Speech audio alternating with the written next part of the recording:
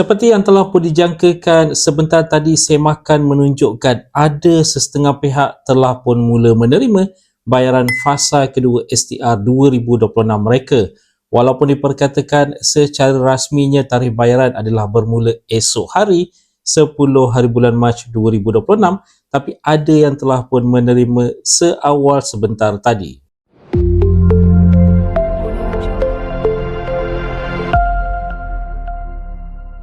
Assalamualaikum, salam sejahtera. Jumpa lagi di channel Herwan Ebi. Okay guys, pada mereka yang belum lagi subscribe ke channel ini, jangan lupa tekan pada butang subscribe, tekan juga pada butang loceng.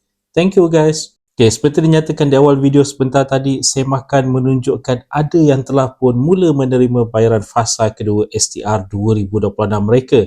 Mereka yang telah mula menerima ini kebanyakannya, rata-ratanya adalah mereka yang menggunakan akaun bank BSN.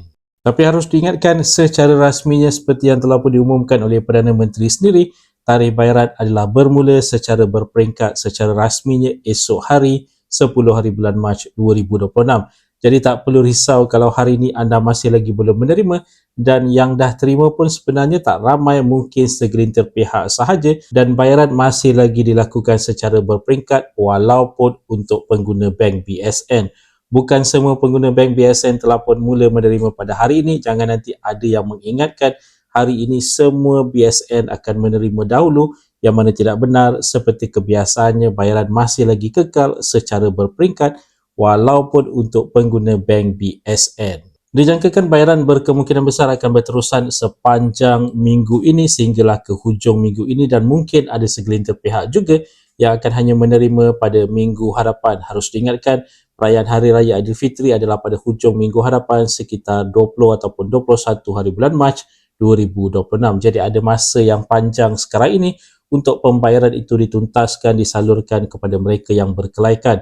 Dan ingin diingatkan sekali lagi untuk STR 2026, terutama sekali untuk pembayaran fasa kedua ini, hanya melibatkan dua kategori saja. Ingat tu, dua kategori saja, iaitu yang pertama kategori isi rumah, yang kedua warga emas tanpa pasangan. Kategori bujang 21 ke 59 tahun kekal tiada bayaran untuk STR 2026, tapi disalurkan dalam bentuk SARA 2026 bayaran setiap bulan RM50 ataupun RM100. Bagi anda yang ada log masuk ke dalam MySTR, disarankan untuk log masuk ke dalam MySTR anda terlebih dahulu untuk mengetahui status kelulusan dan juga maklumat bayaran. Jika di maklumat bayaran dah tertera dalam proses pengkreditan, bermakna dalam pada bila-bila masa saja anda bakal menerima bayaran untuk fasa kedua STR 2026 ini.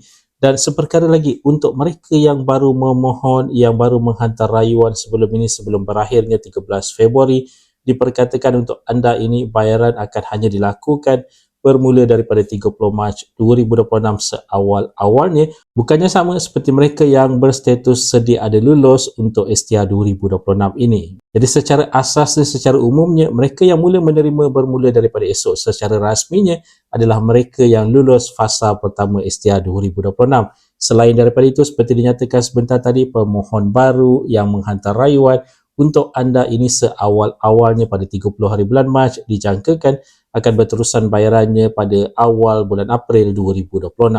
Dan untuk bayaran pula buat masa sekarang ini masih lagi belum ada informasi dikeluarkan. Mungkin esok barulah kita akan melihat informasi tersebut. Cuma apa yang pasti sekarang ini, sebagai contoh, untuk kategori isi rumah pendapatan RM2,500 dan ke bawah, yang tiada anak menerima RM150, yang mempunyai 5 ataupun lebih orang tanggungan RM600, yang tengah-tengah tu yang mempunyai 1 ke 2 orang tanggungan dan 3 ke 4 orang tanggungan, belum lagi pasti berapa amount yang bakal diterima. Dan untuk kategori isi rumah pendapatan RM2,501 ke RM5,000, yang pastinya yang tiada tanggungan menerima RM100, yang mempunyai 5 ataupun lebih orang tanggungan RM250. Dekat tengah-tengah tu masih lagi menanti menunggu informasi rasmi dikeluarkan berkaitan dengan amount bayaran untuk kedua-dua kategori ini.